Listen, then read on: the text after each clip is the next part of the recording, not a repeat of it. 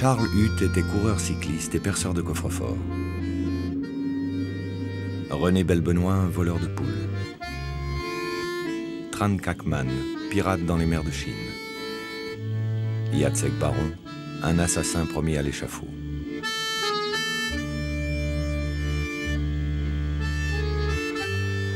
Chacun d'eux a emprunté un jour l'un des 1000 chemins que la France avait tracés pour se débarrasser de ses délinquants et criminels en les envoyant purger leur peine à plusieurs milliers de kilomètres de la métropole, dans ce qui fut le premier archipel carcéral, le bagne de Guyane.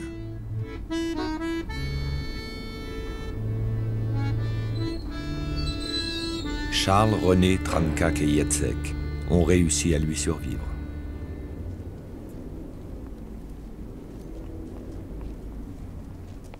Aujourd'hui, les seules traces qui restent d'eux sont les souvenirs des combats qu'ils ont menés du fond de leurs cellules et leurs dossiers disciplinaires, méticuleusement conservés par la justice.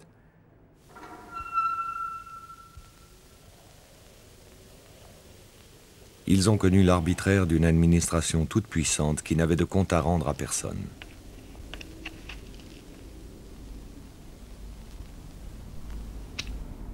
Ils ont connu la promiscuité et le règne des caïds dans les dortoirs collectifs.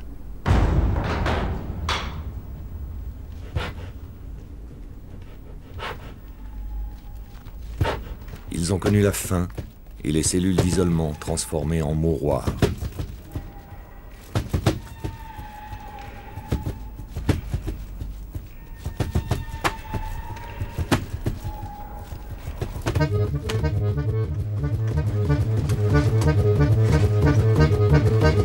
Ils ont connu ces trains qui ne menaient nulle part, et l'enfer des camps forestiers où les forçats tombaient de fièvre et d'épuisement, en rêvant d'évasion.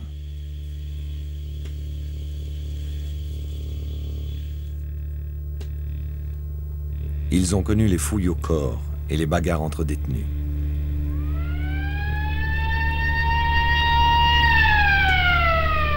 Le bagne les a marqués comme jadis étaient marqués au fer rouge les condamnés aux galères. Ils ne se sont jamais avoués vaincus. Ils n'ont jamais réussi non plus à lui échapper totalement, comme les vestiges du bagne sont aujourd'hui prisonniers de la jungle.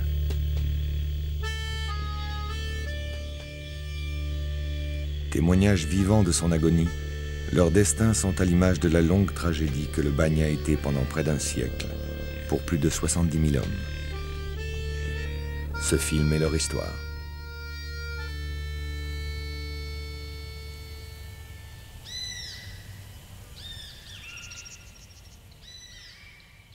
Charles Huth était pour la justice l'exemple même du gibier de potence qu'il faut à tout prix éloigner de la métropole pour éviter la contagion.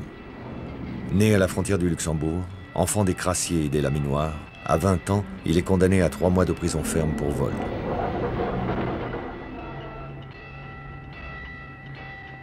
À peine libéré, il est à nouveau 3 fois incarcéré pour vol et coups et blessures. 1 an plus tard, il replonge.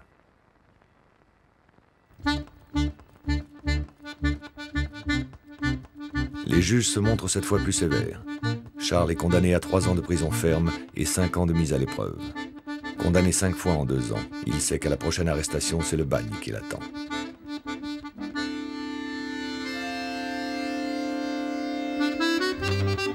Charles s'absorbe alors dans son autre passion, le vélo. Vainqueur de plusieurs courses régionales, il passe professionnel. Pendant 4 ans, Charles ne fait plus parler de lui que dans les journaux sportifs. En 1920, il est rattrapé par ses vieux démons et cambriole une gendarmerie où sont déposés les fonds pour la reconstruction de sa région. Donné par un complice, il est condamné par la cour d'assises de Nancy à 12 ans de travaux forcés. Commence alors pour lui le long chemin qui mène au bagne de Guyane.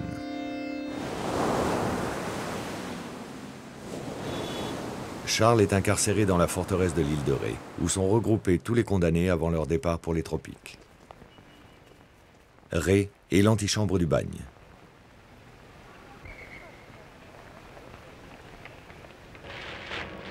« 27 décembre 1921. 610 forçats partent pour la Guyane. Charles est fin prêt. Il s'est fabriqué une lame pour se défendre et a mis toutes ses richesses dans son plan, une sorte d'étui à cigares que tous les bagnards dissimulent dans leur rectum.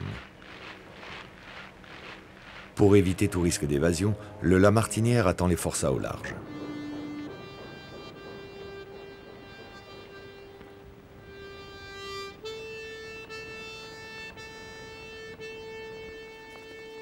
La municipalité a interdit la circulation, fermé les quais et les rez-de-chaussée, mais des curieux se pressent en dépit du froid.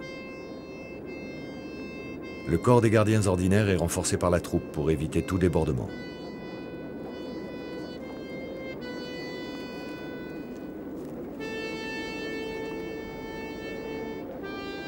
Charles, les poignets entravés, est gêné pour tenir le quignon de pain qui lui servira de nourriture en arrivant à bord.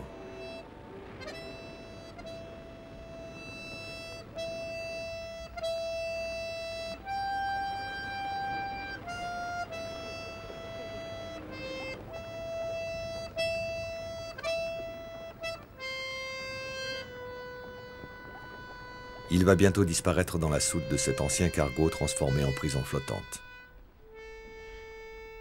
En grimpant aux échelles de coupé, Charles regarde, une dernière fois, ce pays qui ne veut plus entendre parler de lui.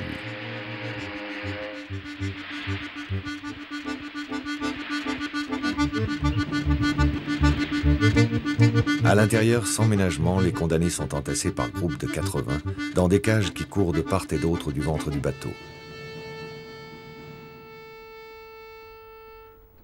Matin et soir, pendant 5 minutes, Charles et les autres sont autorisés par petits groupes à gagner le pont pour prendre l'air. Après 1 mois de mer, le Lamartinière double le phare de l'Enfant perdu. Le bagne n'est plus loin. L'arrivée d'un convoi est un événement qui sort Saint-Laurent du Maroni de sa torpeur. Les nouveaux arrivants viennent remplacer les morts et les impotents des convois précédents. C'est la promesse d'une nouvelle main-d'œuvre, fraîche, taillable et corvéable à merci, qui fait vivre toute la Guyane. L'ordre est donné de faire débarquer les forçats. Charles, à son tour, foule la terre ferme. Le médecin monté à bord l'a trouvé en bonne santé. Ce n'est qu'une formalité. Personne n'est jamais renvoyé en métropole. Sous la surveillance fébrile de leurs nouveaux gardiens, les bagnards sont conduits vers le pénitencier distant d'une centaine de mètres.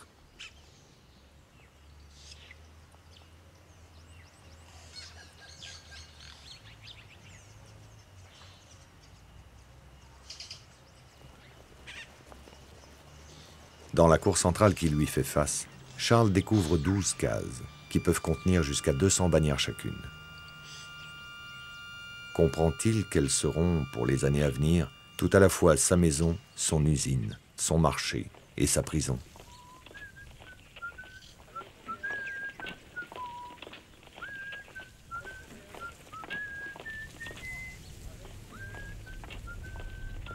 Mis à l'isolement par groupe de 60, c'est seulement après des formalités anthropométriques et une nouvelle visite médicale que Charles et les autres connaîtront leur affectation définitive.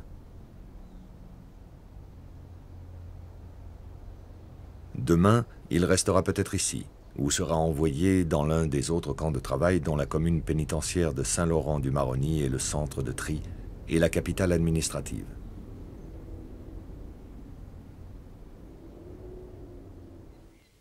« 6 heures du matin. Le tambour roule le réveil. Les gardiens aux ordres reçoivent les consignes de la journée. Les porte-clés débarrent les portes des cases.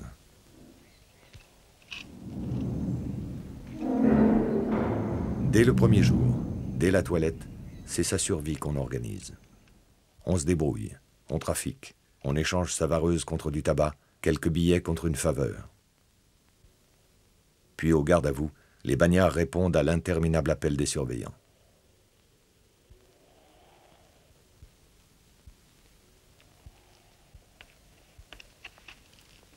Charles assiste au départ des anciens en corvée. Saint-Laurent est l'unique commune de France qui ne soit pas administrée par un maire, mais par le directeur de l'administration pénitentiaire. Toutes les briques qui la composent ont été moulées par les bagnards. Véritable fourmilière construite par et pour le bagne, Saint-Laurent vit en vase clos. Sa scierie, ses champs de culture maraîchère, ses abattoirs, sa forge, sont tous tenus par des forçats, qui font vivre toute la colonie.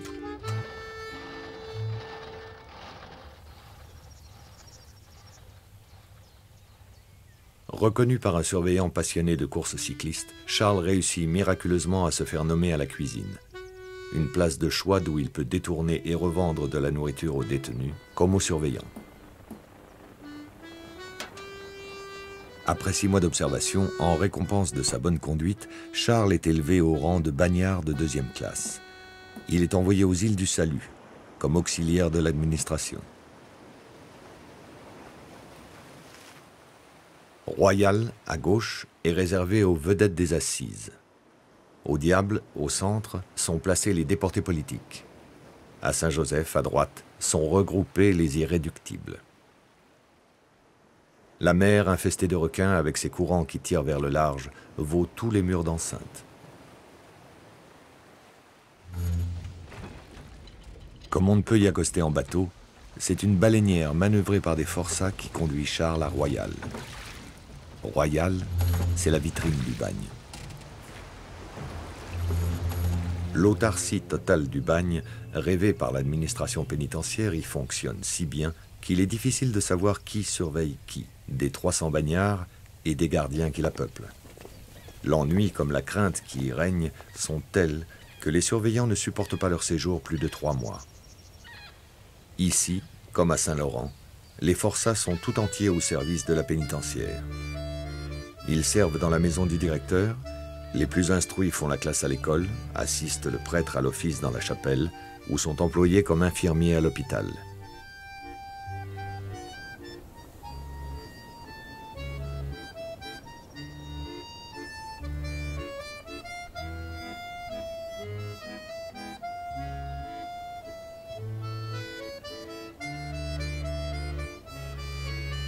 Ils servent aux messes des célibataires ou sont garçons de famille dans les maisons des surveillants mariés qui jouxtent leurs cellules.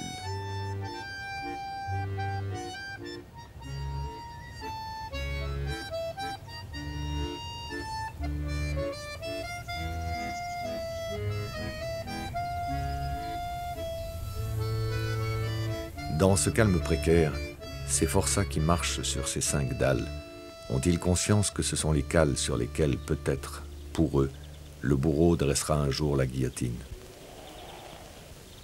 Et celui-là qui se perd dans la lecture d'un roman, songe-t-il qu'à Royal, il n'y a pas de cimetière pour les forçats, et que ces tatouages seront jetés en pâture aux requins le jour où la maladie ou un mauvais coup de couteau auront eu raison de lui?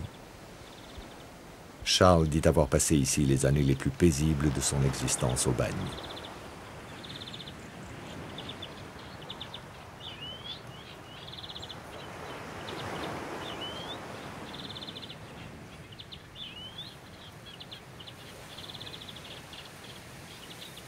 De l'autre côté de l'Atlantique, René Belbenois vient d'obtenir son passeport pour la Guyane. René est un enfant du bagne. Né le 4 avril 1899 à Paris dans une famille d'ouvriers sans histoire, après avoir obtenu son brevet d'études élémentaires, René est engagé par son oncle dans un cabaret de Pigalle. Il y découvre l'argent et la vie facile. Renvoyé pour avoir joué aux courses l'argent que lui avait confié un client, René entame une vie de maraude et de chapardage. Arrêté pour de menus larcins et pour avoir voyagé sans titre de transport, il est acquitté en raison de son âge, 16 ans, mais placé par la justice dans une maison de correction, véritable école du bagne. Ici, comme en Guyane, même travaux harassants, même cachot, même violence, même projet absurde.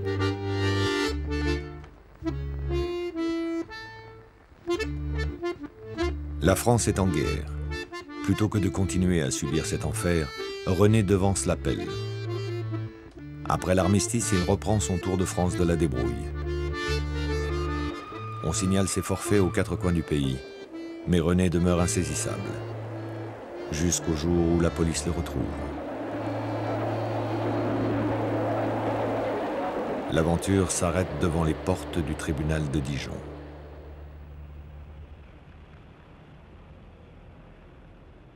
Ex-enfant bagnard, multirécidiviste, René devine que le bagne l'attend. Par le jeu du doublage, s'il écope de moins de 8 ans de travaux forcés, il pourra espérer revoir Paris. Mais s'il est condamné à une peine égale ou supérieure, ce sera alors l'astreinte à résider en Guyane, à vie. La France, qui veut s'en débarrasser, le condamne le 29 mai 1922 à 8 ans de travaux forcés, et donc à la relégation à perpétuité.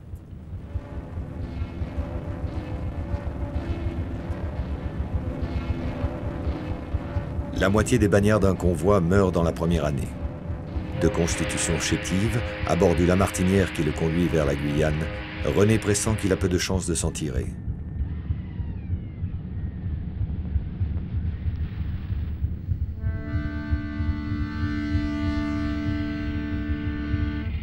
Lorsqu'il aperçoit depuis le pont les rives de la Guyane hollandaise à un jet de pierre de Saint-Laurent, René n'a plus qu'une idée en tête, traverser le marronnier et s'évader. S'évader au plus vite. Mais encore faut-il sauter les murs d'enceinte, traverser les grilles, crocheter les lourdes portes et arracher sa cheville de la manille qu'il arrive au bas-flanc.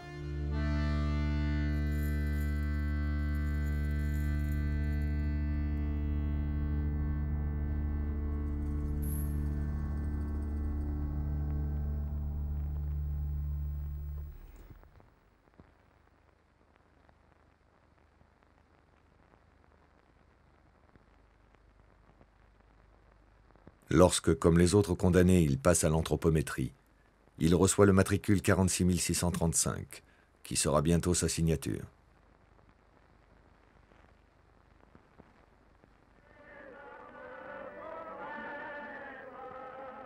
« 1,62 m pour 50 kg. Dans ce monde de brutes, René doit à sa faible constitution d'être classé travaux légers. Affecté à l'extérieur du camp de la transportation, il rejoint le camp des impotents, duquel il est plus facile de s'échapper. Un mois seulement après son arrivée, René se soustrait à la surveillance des gardiens et se fait la belle en revenant de corvée.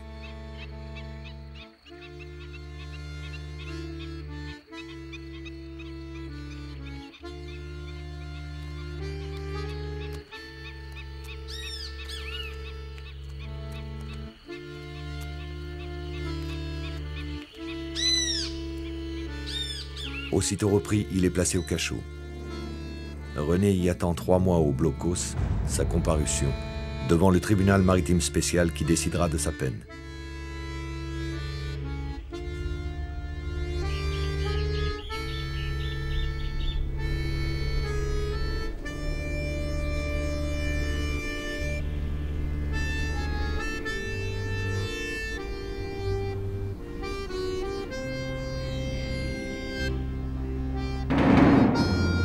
Lors de la promenade quotidienne, en tournant en rond, René ne cesse de ressasser de nouveaux plans d'évasion. La prochaine fois, ce sera la bonne.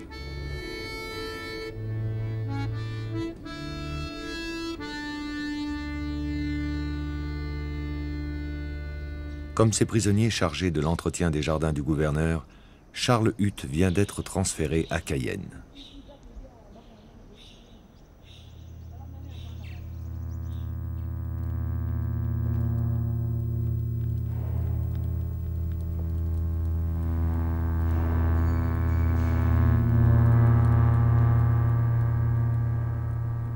Passé prisonnier de première classe, il jouit d'une cellule individuelle qu'il peut décorer à sa convenance.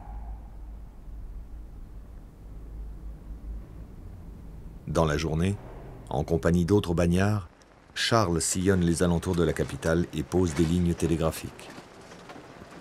Autorisé à circuler en ville, derrière sa soumission de façade, Charles lui aussi rêve de se faire la belle, mais pour cela il faut de l'argent. Charles le cambrioleur sait où et comment s'en procurer rapidement. Le 21 juin 1925, en plein centre de Cayenne, il cambriole le grand magasin Théobald. Dénoncé une fois de plus par un complice, il passe devant le tribunal maritime spécial et écope de 20 mois de réclusion sur l'île Saint-Joseph. Surnommée par les bagnards la mangeuse d'hommes, Saint-Joseph est l'île du silence et de l'enfermement absolu.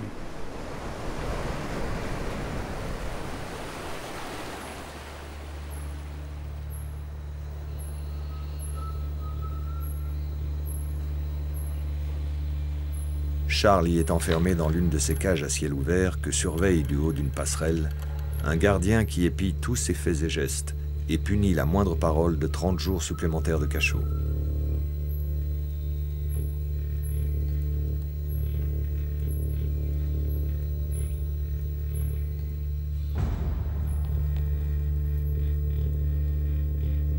Une fois par jour, sa maigre pitance lui est distribuée par l'étroit guichet à hauteur de tête, seul contact que les hommes auront avec l'extérieur pendant la durée de leur peine. Ici, pas de promenade.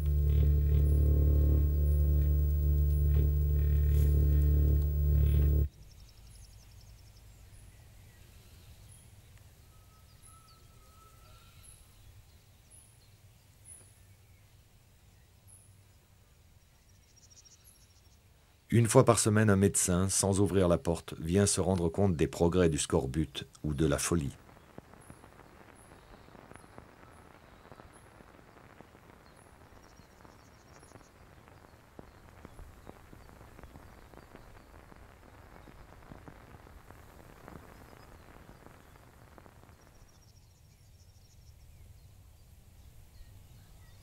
Charles a entendu parler de ces bagnards qui y ont passé plusieurs années.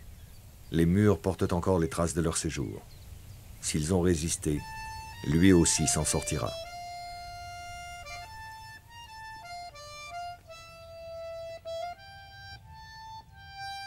Mais le pire est ailleurs. René Belbenoit, classé incorrigible par le tribunal maritime spécial, est envoyé au camp forestier de Charvin. C'est à Charvin que la condamnation aux travaux forcés prend tout son sens. Charvin est l'enfer du bagne.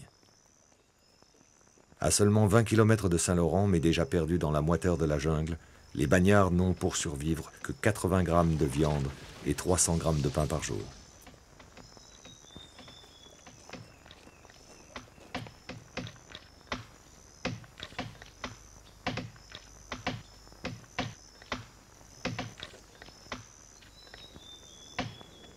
Les bagnards y sont ravalés au rang de bêtes de somme. René doit chaque jour abattre son quota d'un bois plus dur que la pierre, sous l'œil de gardiens prêts à tirer à tout instant. Devine-t-il que l'on tirera de ces rondins des essences rares pour que les dames des beaux quartiers de Cayenne ou de Paris puissent se parfumer? Et celles-ci savent-elles combien d'hommes sont morts pour chaque goutte qu'elles déposent sur leur nuque?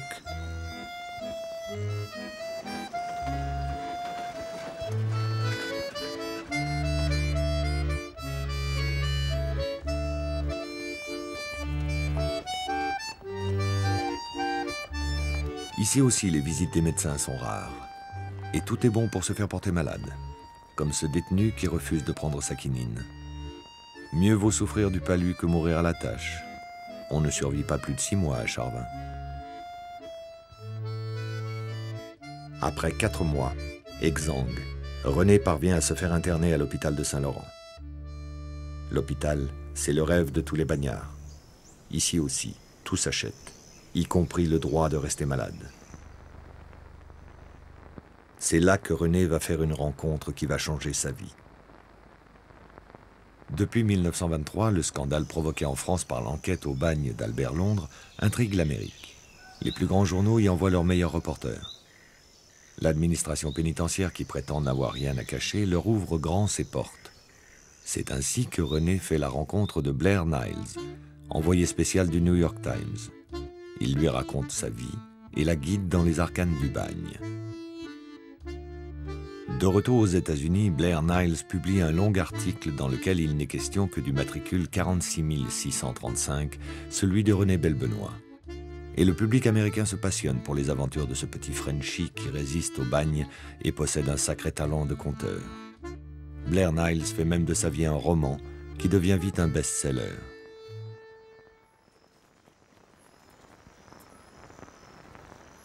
Critiqué en France, le bagne devient alors, grâce au témoignage de René, un scandale aux États-Unis aussi.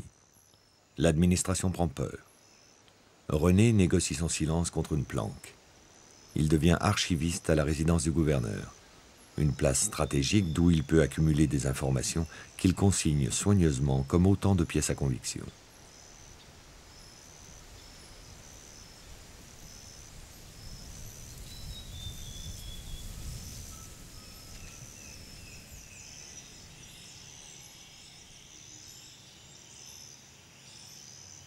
En 1930, parvenu au terme de sa peine de travaux forcés, René est libéré.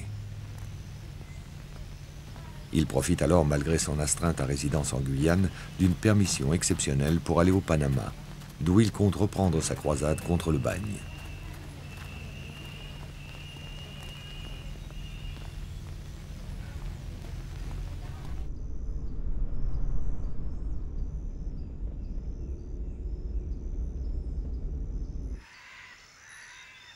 Attaqué de l'extérieur, le bagne va bientôt l'être aussi de l'intérieur, avec le transfert de détenus indo-chinois.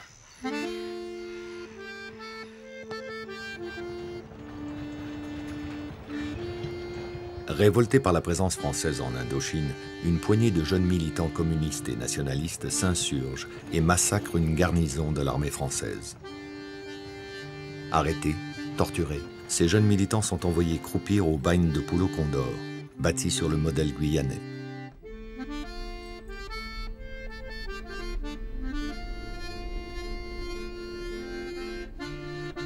Par un curieux hasard, arrive dans la cellule de ces politiques Tran Khakman, marin de la baie d'Along, condamné pour fait de piraterie.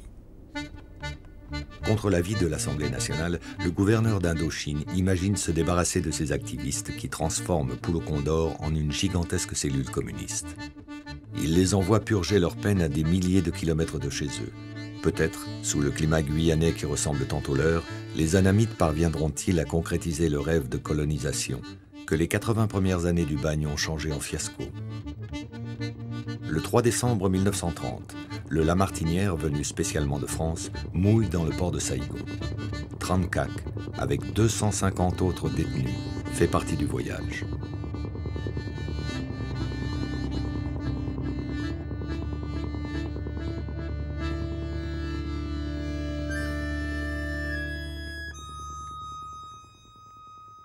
Les Anamites sont d'abord incarcérés au dépôt central de Cayenne.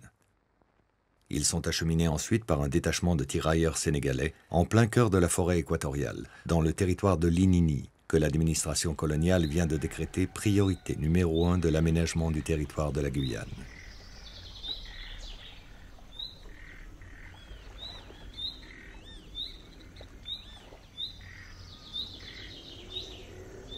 Le camp qu'ils doivent fonder est un camp forestier, à l'image de Charvin, à 2 jours de pirogue de Saint-Laurent-du-Maroni.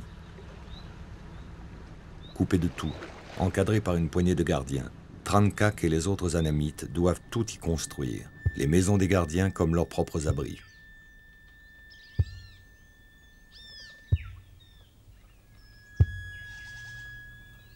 Très vite, dans ce camp dit de la Forestière, les suicides et les évasions se multiplient. Mais ce qui inquiète vraiment l'administration pénitentiaire, c'est que les prisonniers continuent de s'organiser en cellules communistes. Pour casser leur résistance, après 4 ans de travail, l'administration ferme le camp et l'abandonne à la jungle.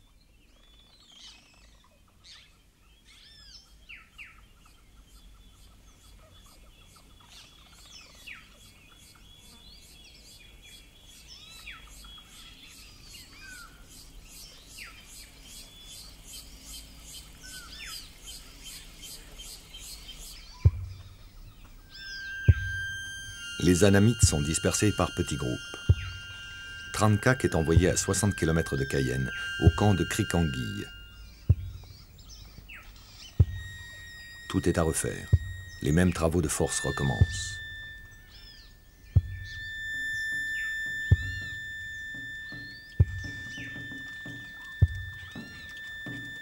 Oubliés de tous, placés sous haute surveillance, ils continuent à protester et par défi à célébrer la fête du Tête pour l'année nouvelle.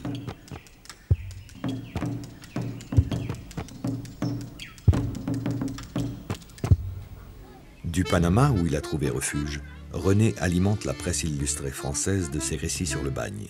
Et celle-ci fait ses choux gras de ses chroniques écrites pour la première fois par un bagnard. Le 19 octobre 1931, décidé à jouer le tout pour le tout, il s'embarque clandestinement à bord du Wyoming qui doit rallier la France.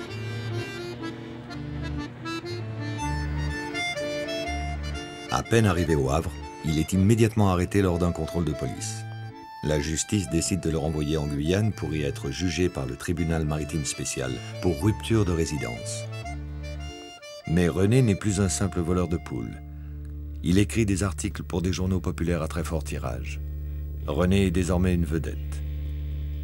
Interdit par la censure en France, un film qui a connu un grand succès aux États-Unis a même été adapté de sa vie par la Metro-Goldwyn-Mayer.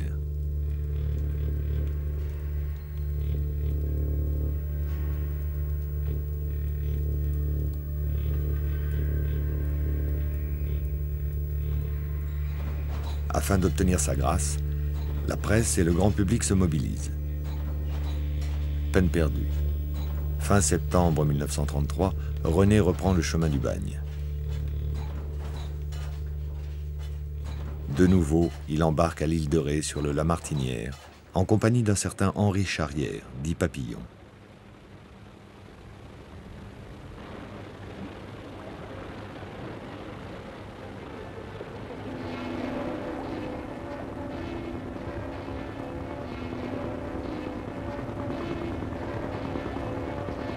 À peine arrivé, il est immédiatement transféré en cellule à l'île Royale, avec les autres vedettes des cours d'assises.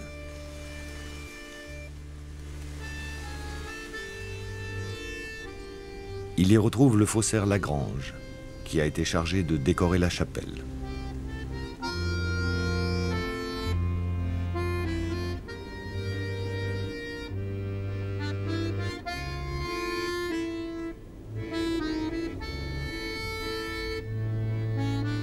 Il retrouve aussi Guillaume Seznec, qui est affecté au sémaphore, grâce auquel par gros temps les îles communiquent avec la Grande Terre et signalent les tentatives d'évasion.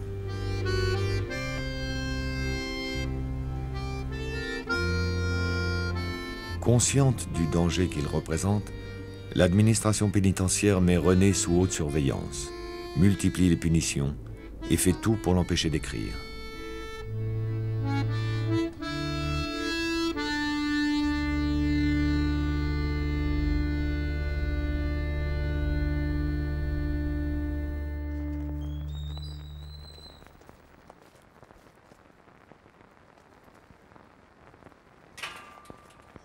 Le 3 novembre 1934, René, qui a enfin purgé sa peine, est à nouveau libéré, mais reste astreint à résidence en Guyane, à vie. Il met 6 mois à peaufiner sa nouvelle cavale. En compagnie d'autres détenus, il s'évade par la mer, direction les États-Unis via Trinidad, qui n'a pas d'accord d'extradition avec la France. Déporté par le Gulf Stream, qui le rabat vers le continent, René accoste en Colombie, par laquelle il décide de remonter à travers toute l'Amérique centrale, sans passer par les villes, jusqu'en Californie. Jacek Baron vient d'arriver au bagne. Né en 1905 à Varsovie, Jacek rêvait de vivre en France.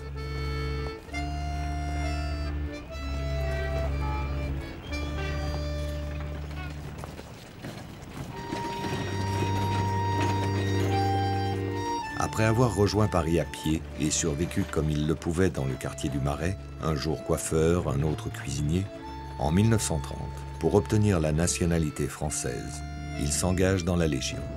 Blessé lors des combats de la guerre du Rif, il est affecté à la cuisine d'un colonel dont il devient le souffre-douleur. Un jour que celui-ci critique ses confitures trop sucrées, Jacek, dans un accès de fureur, passe le colonel, sa femme et leur fille de 13 ans au fil de sa baïonnette. Condamné à mort, Jacek bénéficie de circonstances atténuantes et voit sa peine commuée en travaux forcés à perpétuité.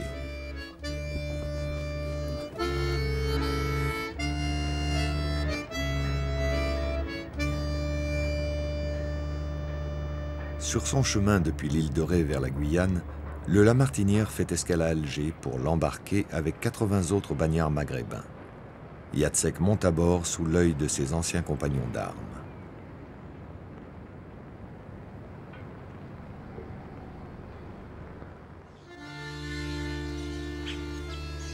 Il sait qu'au bagne, les tueurs d'enfants ne sont pas les bienvenus. Dès son arrivée, Jacek choisit donc de se faire oublier.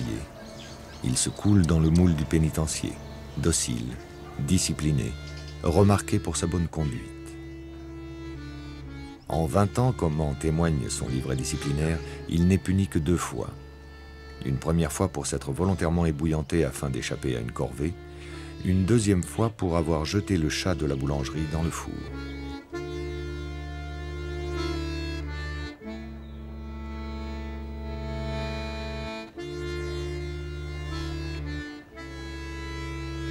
Pour lui, le bagne est une caserne comme une autre, où l'on tue le temps entre deux corvées, en lisant, en jouant aux cartes, en cantinant, en améliorant son ordinaire comme on le peut.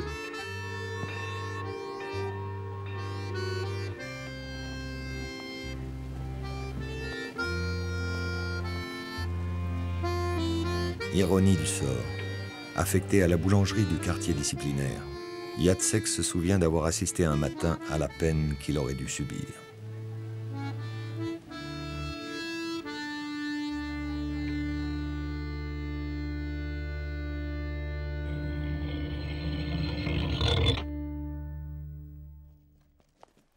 Douze ans après son arrivée, Charles vient de finir sa peine. L'administration pénitentiaire lui remet le solde de son pécule, 132 francs 10, c'est-à-dire moins d'un mois de salaire pour 12 ans de travaux forcés. En arrivant à Cayenne, il comprend mieux ce refrain entendu un jour de la bouche d'un ancien forçat. C'est après les travaux forcés que commence le vrai bagne.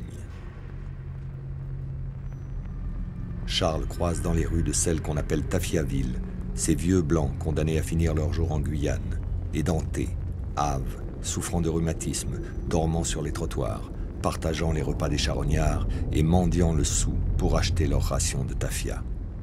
Il ne veut pas finir comme eux.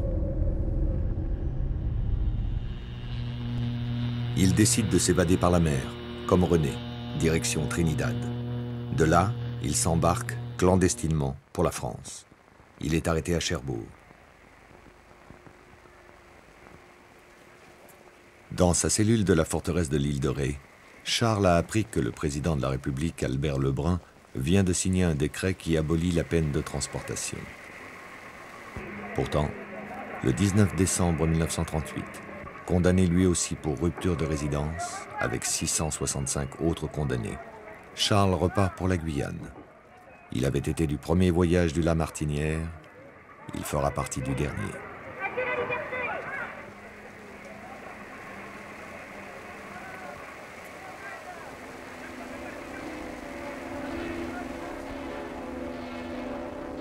Deux ans plus tôt, le Front populaire a aboli l'emprisonnement pour motif politique.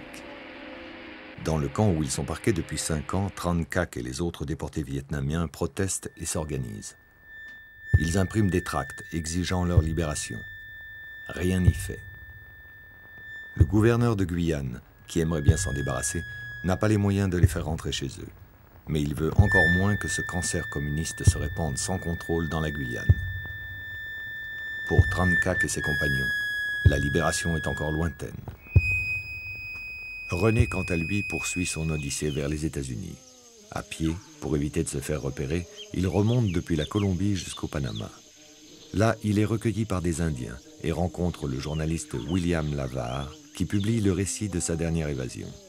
Le public américain se passionne à nouveau pour les aventures du héros de Blair Niles. En mars 1937, épuisé, René débarque aux États-Unis au terme d'un périple de plus de 2 ans. Attendu à New York, il est ovationné à Manhattan. Les éditeurs lui font des ponts d'or. René écrit « Dry Guillotine », un réquisitoire contre le bagne. Son livre connaît un succès fulgurant dans une Amérique qui vient d'entrer en guerre contre le nazisme et qui s'en sert dans sa guerre de propagande en assimilant le bagne au camp de concentration nazi.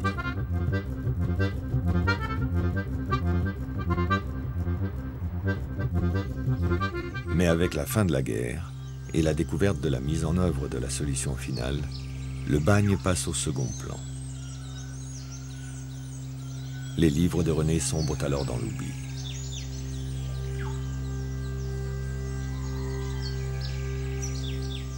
Il se retire donc dans un petit village de Californie et survit, comme d'autres le firent au bagne, en vendant des papillons.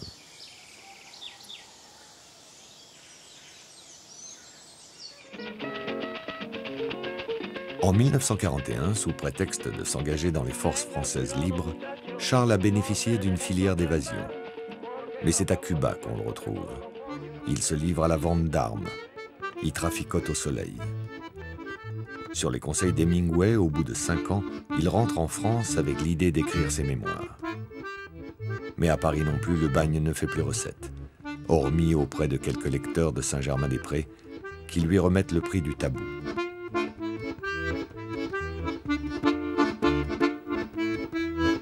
Le bagne appartient désormais à l'histoire. Soucieuse de sa nouvelle image, la France a décidé de le liquider et ne veut plus en entendre parler. C'est dans la plus grande discrétion que depuis 1945, le gouvernement a confié le rapatriement des derniers bagnards à l'armée du salut. Pour survivre, Charles continue donc de faire ce qu'il a toujours su faire. Il se débrouille. En 1967, à 73 ans, il est arrêté une dernière fois pour recel de bijoux volés. Quand il ressort de prison, c'est pour constater le succès planétaire d'un autre bagnard, Henri Charrière, condamné aux travaux forcés à perpétuité pour assassinat, qui est lui aussi revenu de Guyane et a écrit un roman racontant ses aventures, Papillon. Charles, qui y voit un moyen d'accéder à la notoriété, accuse Papillon d'être un imposteur. Vous avez été condamné à quoi? À 12 ans de travaux forcés. Et vous êtes resté combien de temps au bagne? 34 ans exactement. Vous savez bien que la vérité est souvent invraisemblable. De toute façon, il y a une cour d'assises qui va condamner aux travaux forcés à perpétuité. Il y a une évasion qui va jusqu'en Colombie, puisque officiellement on est venu me chercher jusqu'à Barranquille. Il y a une autre évasion qui passe par le bagne vénézuélien. Tout cela a été contrôlé. Pour moi, il n'y a absolument rien de vrai. Peut-être qu'il a été au bagne, je ne peux pas le contester. Mais dans tout son livre, je l'ai lu 3 fois, je ne retrouve qu'une chose. Il a fait un livre par des racontages et sans doute copié sur mon livre à moi et sur le livre d'autres amis. J'ai lui écrit une lettre, j'ai dit, mon vieux Charrière, je ne te connais pas, ne pense pas surtout que je viens de te demander l'aumône, ni que je te veux du mal. Mais avant de faire quoi que ce soit contre toi, je vois qu'il y a plagiat avec moi. Maintenant, tout ce que tu racontes, c'est du mensonge. Les dernières phrases qu'il prononce sur sa lettre, je suis un truand et je reste un truand. Si Papillon est bel et bien allé au bagne, les aventures qu'il s'attribue sont en réalité pour une grande part celles de René Belbenoît. Papillon ne s'est jamais évadé de l'île du Diable sur un radeau de coco. Comme Trancac, il a profité de la désorganisation du bagne pendant la guerre pour se faire la belle.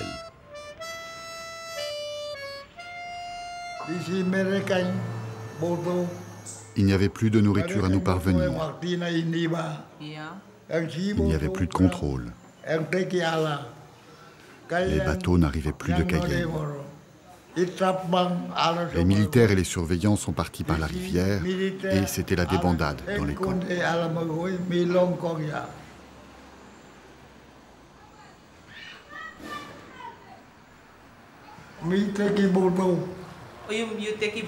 L'occasion s'est présentée de s'enfuir et nous avons construit un bateau pour descendre jusqu'à l'embouchure du fleuve.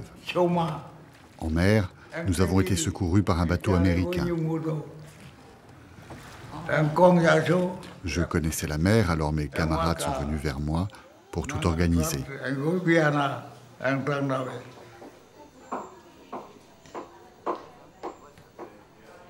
Tandis que Trancac trouve refuge de l'autre côté du Maroni, à l'abri dans la boulangerie du bagne, Jacek survit.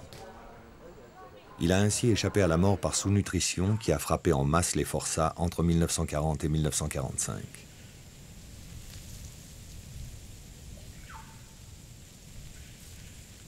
Libéré en 1950, Jacek décide de rester en Guyane. Où irait-il de toute façon? Il choisit d'aller travailler dans une léproserie à quelques kilomètres de Saint-Laurent. Il y passe 15 ans.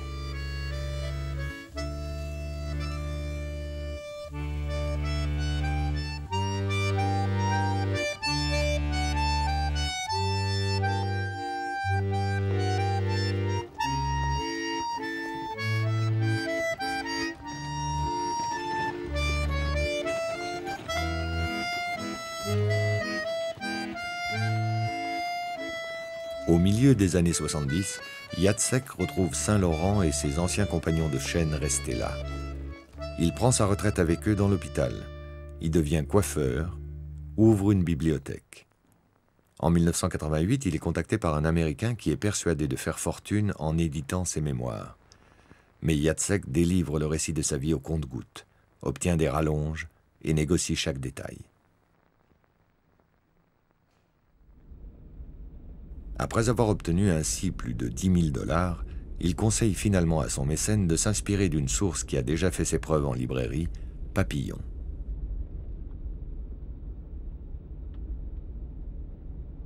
Retiré du monde depuis plus de 40 ans, Jacek choisit, avec l'argent que le bagne lui a fait gagner, de revoir une dernière fois Varsovie.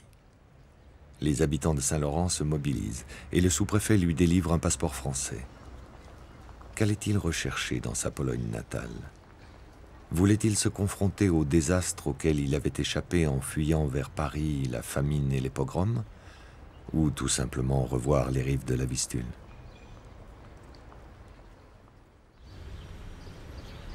Brièvement filmé par une équipe de télévision sur le chemin du retour, Jacek ne s'est jamais livré. Bien regarder autour de vous, voir ce que vous reconnaissez, si vous voyez des choses. Mais je vous dis, c'est comme à Varsovie, je vivais 23 ans, je ne reconnais rien de tout. Il lui arrivait parfois de faire visiter le bagne aux touristes de passage.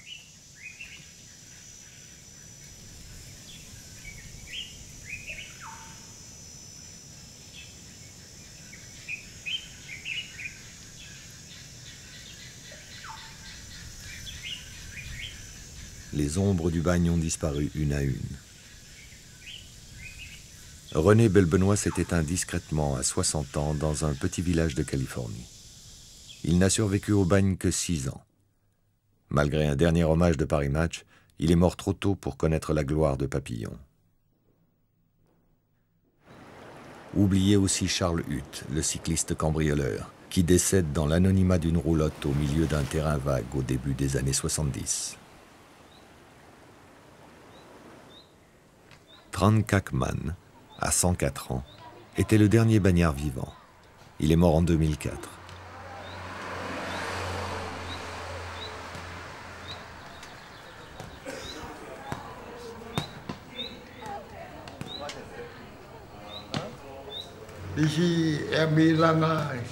Lorsque je m'habillais, j'avais de l'or cousu partout sur mes vêtements.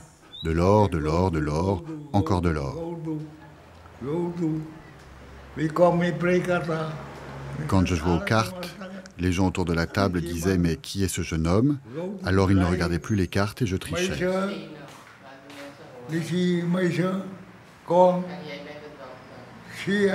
Quand je faisais monter une prostituée à l'hôtel, elle voyait d'abord mes beaux vêtements, mes montres en or et tout le reste. Ensuite seulement, je lui montrais ce qui toute ma vie a été ma meilleure carte, mon sexe.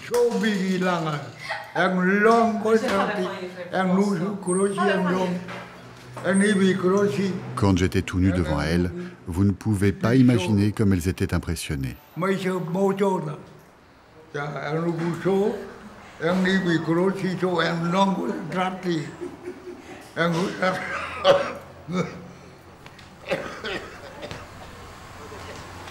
Les récits de ses exploits qu'il faisait à ses filles rappellent que le vieillard, du golfe du Tonkin aux deux rives du Maroni, était resté un pirate.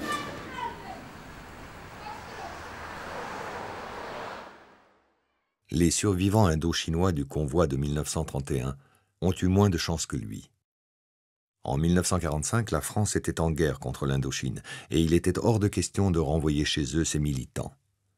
En 1954, lors de l'indépendance du Vietnam, le gouvernement de Ho Chi Minh n'avait pas les moyens de les rapatrier. Ils se sont installés dans le quartier du port de Cayenne. Leurs descendants aujourd'hui ignorent pour la plupart ce que furent les combats qui ont mené leurs parents en Guyane.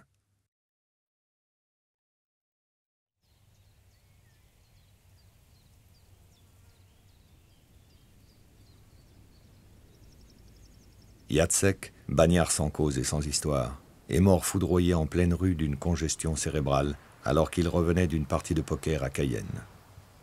Dans son testament, il demandait à être enterré au Bambou, cette partie du cimetière de Saint-Laurent réservée aux bagnards.